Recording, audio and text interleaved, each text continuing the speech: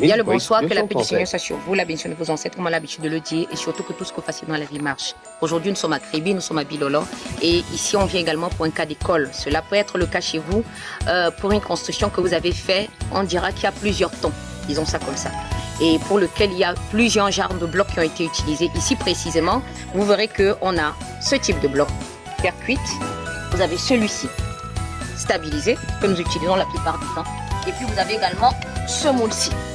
Vous verrez. 237. 30 x 10 x 15, pareil ici. Sauf qu'ici, dans les fonctionnalités, nous vous l'avons dit. L'avantage que vous avez ici, c'est la flexibilité au niveau de la pose. Pour les éléments qui sont plus rapides, qui vont s'emboîter, vous avez pratiquement le passage de vos câbles et d'éléments de plomberie et tout, qui est également plus rapide. Au niveau également du type de moule, vous pouvez encore l'utiliser, même si vous n'avez pas des blocs en U, vous pouvez les ramener dans des éléments comme au niveau des linteaux, au niveau pratiquement de la lèche et bien d'autres encore, et même pour des chaînages hauts. Alors, ce qu'on va faire ici, c'est aller ensemble et regarder, n'est-ce pas, ce qui a été fait. Et on va, n'est-ce pas, rattraper des éléments qui pourront nous permettre de corriger ensemble. On commence par ici. J'ai l'habitude de vous dire, n'est-ce pas, que les blocs, n'est-ce pas, de terre cuite, elles, quand elles sont posées sur un bâtiment, elles viennent comme éléments de décoration. Ici, nous avons des briquettes. Et ça, d'habitude, on vous le présente. Et vous l'utilisez également dans la réalisation des fours que vous allez voir à l'intérieur. Ça, déjà, au niveau du principe, vous regarderez et vous comprendrez avec nous.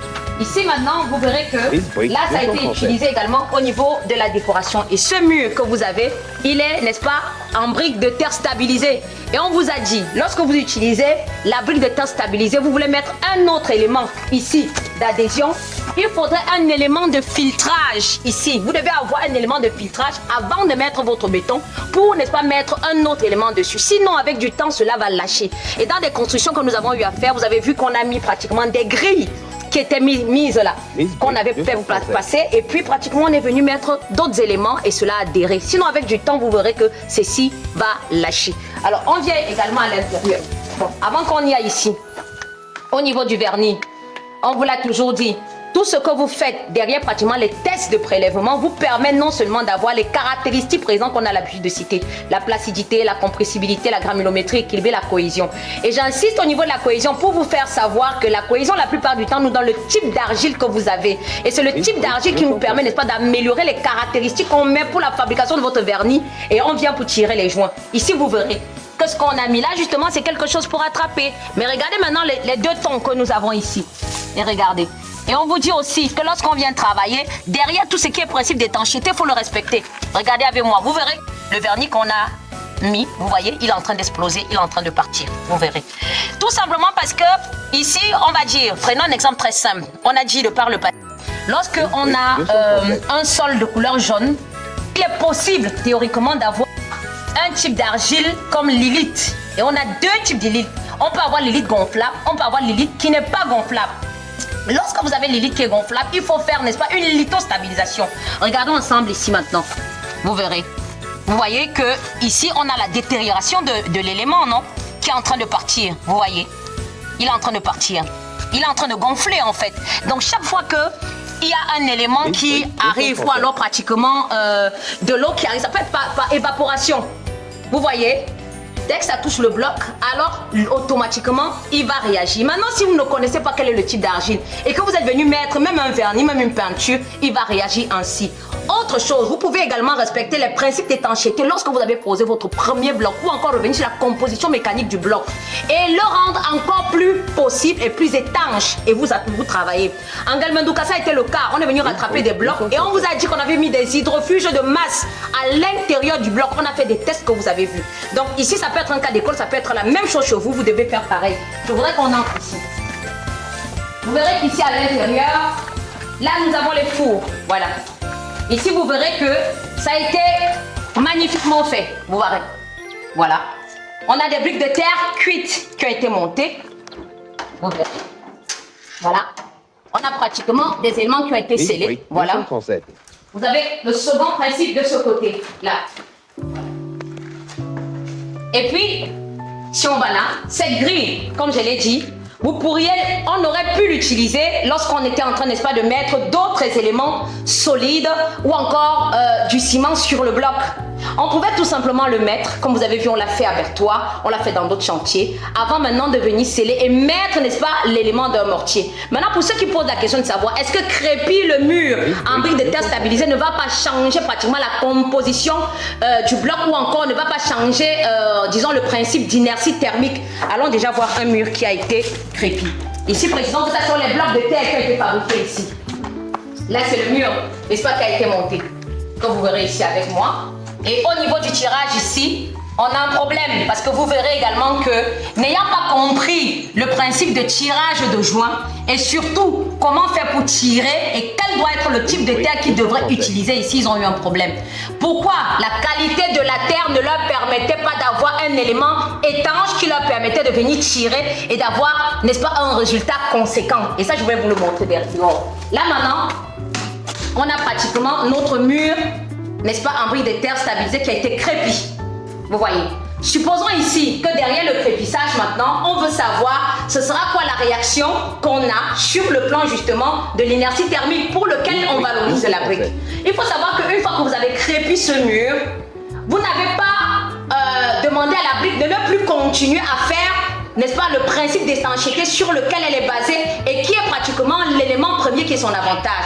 Mais vous avez plutôt mis un élément qui ralentit l'infiltration de tout ce qui est rayon et énergie qui sont emmagasinés à l'intérieur du bloc et qui doivent être redistribués dans la pièce. Ça, c'est ce qu'il faut savoir. Le seul élément qui change ici, on va dire, il y a un ralentissement par rapport à ceci. C'est pareil lorsque vous avez pratiquement un t-shirt que vous avez mis sur vous.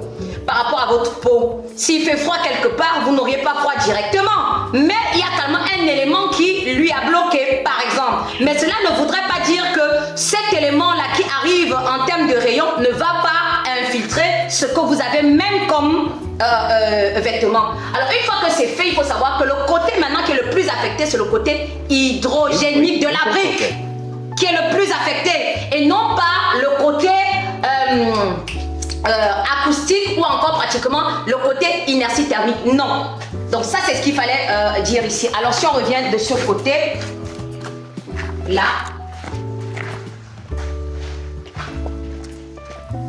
ça c'est tout simplement pour vous montrer la qualité de la terre. On suppose que ça c'était après tamisage. Vous verrez.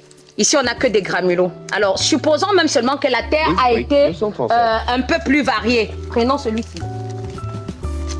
Si la terre a été beaucoup plus variée, a été livrée comme ça veut dire qu'il faut tamiser la terre avant de l'utiliser. Vous pensez que même si on a un camion de 20 tonnes, avec combien le camion peut tamiser pour avoir un 20 tonnes qui a des éléments absents de tout ceci? Rien. Est-ce qu'on peut avoir une granulométrie équilibrée? Non. Et ça s'explique ici. Vous verrez avec moi. Regardez. On ne peut pas avoir une granulométrie équilibrée. Parce qu'on n'a pas de granulométrie équilibrée. Tout ce qu'on peut avoir, ce ne sont que des biscuits.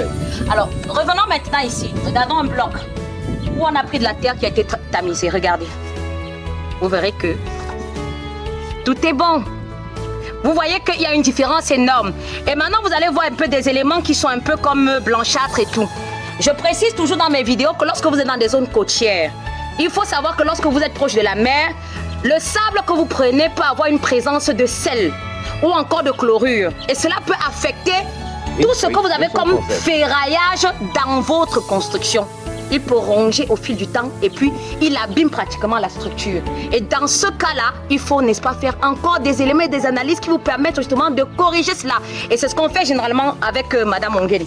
Je pense que c'est le cas en labo. Alors, revenons maintenant ici. Là, au niveau de la déco, que vous verrez, ce sont les pièces qui ont déjà été créées. Revenons ici. Je parlais du type du genre de bloc. Alors, vous verrez ici. Vous voyez avec moi que ici, on a plutôt un autre type de bloc. Généralement, ici, c'est des 12 par 12 par 24. Et l'avantage, généralement, qu'ils utilisent pour avoir celui-ci, c'est l'épaisseur du mur. Maintenant, est-ce que parce que vous avez une épaisseur de mur qui est un peu plus grand, le principe d'inertie thermique est celui-là qui est le mieux adéquat pour votre maison? Si vous devez le faire, il doit accompagner également tous les principes de construction. Lorsque vous revenez maintenant là en haut, au niveau pratiquement de votre linteau, vous verrez que si on retire ceci, la planche qu'on a mis là, ces blocs sont susceptibles de tomber. Pourquoi? ceci, n'ont pas d'éléments qui vous permettent même de passer pratiquement la ferraille pour pouvoir la rattraper lorsqu'on fait le chaînage haut. Ils n'ont pas un principe pour lequel on peut avoir des blocs en U qui nous permettent, n'est-ce pas, de taper pratiquement, de percer, utiliser une perceuse pour attraper la ferraille ici, mettre des accroches tirées pour pouvoir les récupérer de l'autre côté et avoir pratiquement un principe qui pourrait tenir. Ça, c'est 2. Alors, maintenant qu'on a ceci, si tu peux te reculer un peu pour regarder un peu, que chacun se rende compte que ça fléchit, s'il te plaît. Là, c'est mieux visible. Voilà. Vous verrez que là, il a même déjà un peu fléchi. Et si vous constatez ici, le décalage se voit là de façon directe. Et de ce côté, on a retiré la planche. Vous voyez que là, ça fléchit. Voilà. Et maintenant ici, vu qu'ils se sont rendus compte que c'était un principe qui ne devrait pas être fait et qui doit plutôt être habillé, on a mis du béton à l'intérieur. Sauf que le béton est venu se poser sur le bloc. Et le poids de ce que vous avez là maintenant, est-ce qu'il doit automatiquement tenir, même si vous venez habiller? Il faut faire attention. On revient sur ce qu'on a dit la plupart du temps, le calcul de descente de charge. Ne faites rien au hasard. Rassurez-vous que ce que vous avez mis correspond à cet endroit lorsque vous l'avez mis. Rassurez-vous. Et maintenant, là par exemple, vous verrez que ici on a pratiquement un élément comme une discordance ici de forme ou alors d'éléments réguliers.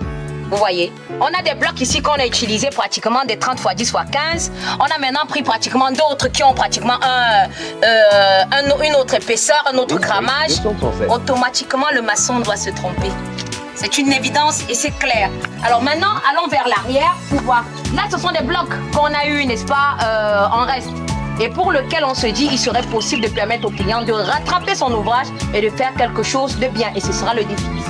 Alors, on revient par ici. À l'intérieur, vous verrez ici. Déjà au niveau des tirages des joints, ça, c'est pas bon.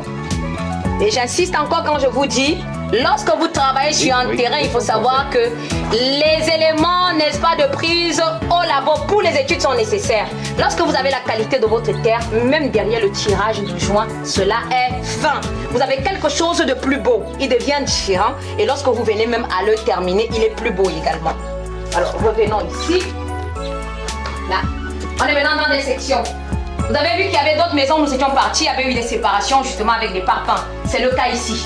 Maintenant, dans le respect pratiquement de la lecture du plan, ou alors dans une proposition, n'est-ce pas, d'aération de la maison, on devrait revenir. Et j'insiste encore sur le principe d'aération. On vous a dit, lorsqu'on construit avec l'abri de terre stabilisé, la maison généralement a tendance à être sombre. De ce fait, il faut avoir pratiquement à l'intérieur de la maison un rayonnement, d'où les salissures d'angle et également des éléments qui parfois sont crépus pour donner une couleur éclatante, afin que la dualité des couleurs et pratiquement des éléments des horizons divers donne quelque chose de différent et rende la maison encore plus luxueuse. Donc, ici, ce sera pratiquement tout ce qu'on aura à dire. Là, vous et nous, on fait le tour. Alors, vous verrez également la difficulté qu'on a au niveau de notre fondation. Et de ce côté également. Voilà. Vous voyez, quand je vous dis, vous travaillez avec la brique, il faut savoir que la brique pèse. Vous regardez la fissure qu'on a ici. Vous voyez, au niveau de la londrine qui doit être faite et qui est suffisamment longue. Vous verrez qu'ici, on a créé plutôt un poteau. Et on vous a dit, lorsque vous voulez faire des espacements ici, il faut être, n'est-ce pas, dans des trucs comme 100 mètres, 100 mètres, 100 mètres et mettre des poteaux. Vous verrez ici avec nous de façon visible qu'ils ont été créés, tout simplement. Ils ont été créés parce qu'ils ont compris qu'avec le temps, comme je l'ai dit, derrière le calcul des descentes de charge, on devait avoir des fissurations. C'est le cas ici. Vous verrez. Là également. Voilà.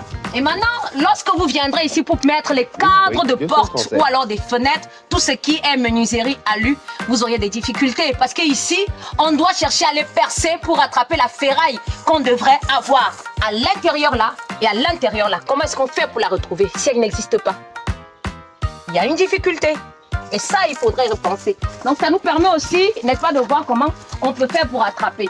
Donc là, vous verrez, c'est pareil. Et vous voyez un peu ce que ça donne lorsque le principe n'est pas respecté. Voilà. Donc, c'est le cas par ici. Oui, 237. Que vous voyez. Là également encore. Voilà. Et là, à l'arrière, on dira également pareil. Voilà. Donc, pour clôturer, Les femmes, là, venez ici, hein. Vous clôturez avec moi. Je ne travaille pas seule. C'est parce que lui, il est à l'arrière là-bas. Par ici. Larissa. Alors, comme on le dit la plupart du temps, vous nous connaissez. Nous sommes aujourd'hui à Kribi. Franck, je t'en prie. Je pense que derrière tout ce qui est lecture de plan, tu peux nous dire aussi un mot. Vous avez besoin, n'est-ce pas, de rénovation. Vous avez besoin, n'est-ce pas, de notre expertise, de tout ordre. Lorsque vous parlez de la construction de la petite maçonnerie, vous pouvez nous faire appel. L'entreprise que je dirige s'appelle Dream House Construction, vous le savez.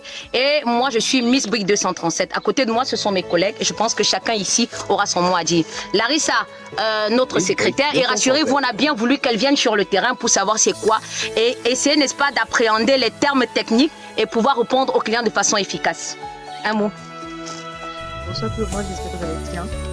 Moi je vais super bien. Je dis hier merci à la dame de m'avoir fait descendre sur le terrain. Parce que là vraiment je ne maîtrisais pas certaines choses.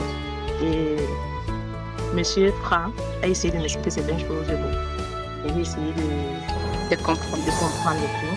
Voilà donc je pense qu'avec 237. Améliorer. Merci. Madame Ongene Fabiola, des laboratoires que tout le monde connaît. Ok, bonsoir. Sur le site, vous remarquez qu'on a plusieurs types de terres qui ont été déposés. En fait, ces types de sols ont été déposés pour pouvoir obtenir les meilleures propriétés possibles pour fabriquer des blocs. En fait, si ils ont cherché la terre, parce que je me suis renseignée, on m'a dit que ça a été prélevé de l'autoroute, dans d'autres villages et tout. Si on a pris la terre de partout, c'est parce que ce n'est pas tous les types de sols qui permettent de fabriquer des blocs.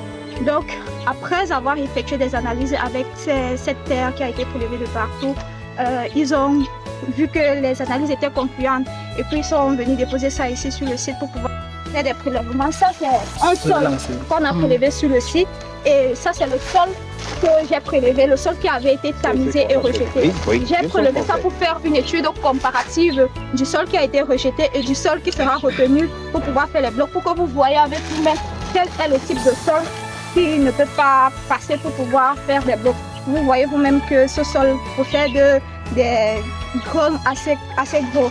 Donc, nous remarquons ensemble que le test de la granulométrie n'est pas respectée. La granulométrie équilibrée des blocs ne peut pas être respectée avec ce type de sol.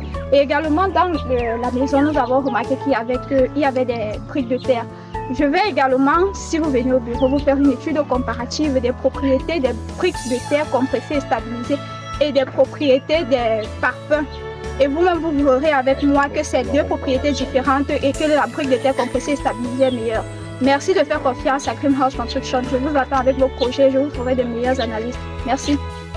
Merci. Alors maintenant, nous, on a Monsieur Béaté. Oui, 237. Voilà. Donc, vous le connaissez déjà, ce sont eux qui font le son, comme on a l'habitude de dire, derrière tout ce qui est projet, plan architecturaux, études et tout ça là. Alors, Monsieur Fond, derrière pratiquement tout ce que vous avez vu, qu'est-ce que vous pouvez nous dire ici? Une fois rendu à Biolon, oui. Ici à Kribi, malgré toutes les différences technico-écologiques que nous avons rencontrées, la société d'Inma Construction va proposer des solutions à apporter sur les matériaux qui ont été utilisés et sur les plans structurels qui ont été réalisés sur le terrain, parce qu'il y en a beaucoup. On n'est peut-être pas passé par là parce qu'il y avait un peu de végétation qui ne nous permettait pas de voir les fondations, certaines normes qui ont été réalisées. M. Célestin, que vous connaissez déjà, qui également a son mot à dire derrière ce qu'il a pris comme élément d'analyse, d'ajout ou encore de subjection au chantier. Déjà, d'entrée de jeu, j'aimerais vous saluer. Bonsoir et bonne soirée à vous. Sur le chantier du projet de Kribi que nous avons fait la descente, nous avons constaté beaucoup de manques. À savoir, bien sûr, vous devez comprendre que lorsqu'on réalise un projet, il faut prendre en compte les études en amont du projet. Quand je parle d'études en amont, je parle ici des avant-projets sommaires, des avant-projets détaillés. Pourquoi je parle d'avant-projet sommaire? Parce qu'il faut prendre les états des lieux, les états du site. Si vous avez construit par exemple un bout de terre, elle paraît facile, mais elle est également complexe. Complexe parce qu'il faut réaliser des études sur la terre que vous allez utiliser pour votre projet. Ces études vont permettre ici la durabilité de l'ouvrage, mais également le coût de l'ouvrage. Au niveau des avant-projets sommaires et des avant-projets détaillés, il sera tout simplement question ici d'obtenir des plans. On ne construit pas sans plan. Il vous faut un plan de distribution, un plan de fondation. Vous m'attendez sur le plan de fondation, pourquoi? Parce que le plan de fondation va vous permettre à vous seulement de sécuriser ou alors d'assurer la durabilité de votre bâtiment. Esprit 237. Dans le crépuscule, une étoile brille. L'esprit de trompette au cœur des familles. Un toit chaleureux, c'est ma habiles. Retour Esprit 237.